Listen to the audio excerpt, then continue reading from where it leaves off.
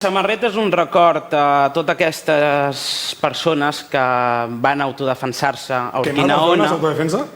Es van defensar a Urquinaona de la brutalitat policial. Això és un record a aquesta gent. Sí?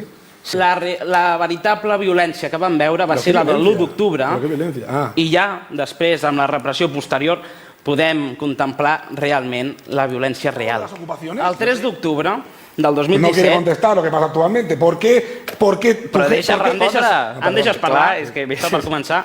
El 3 d'octubre hi va haver persones amb la bandera espanyola sense cap problema, perquè defensaven la democràcia, perquè defensaven a la gent que va rebre les hòsties que va rebre de l'estat espanyol, i allà estaven i van rebre aplaudiments, perquè aquesta és la bona gent que representa el poble espanyol, no vosaltres, que representeu l'odi i el menyspreu. Saps què estem combatent nosaltres? Saps què estem combatent nosaltres? La imposició neofranquista que vosaltres esteu volent imposar. Això és el que estem fent nosaltres. Aquesta és la bandera espanyola que defenseu vosaltres. La del 39, bàsicament. Antoni, yo lo que quiero es una Catalunya segura, no Catalunya enorme, una Catalunya regional, una Catalunya folclòrica, una Catalunya sense drets fonamentals, una Catalunya sense institucions pròpies. Això és el que voleu vosaltres. Una Catalunya sotmesa a la repressió absoluta. Això és el que defenseu, perquè crec que són importants.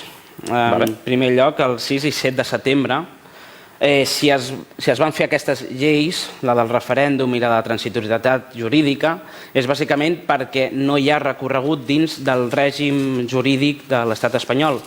El 2013-14, em sembla, hi van anar 3 ponents al Congrés dels Diputats a defensar un referèndum acordat amb l'estat espanyol i, en fi, només cal veure que 2 d'aquests són represaliats. Una està a l'exili i l'altra a la presó. Bueno, està en la calle ja. No està...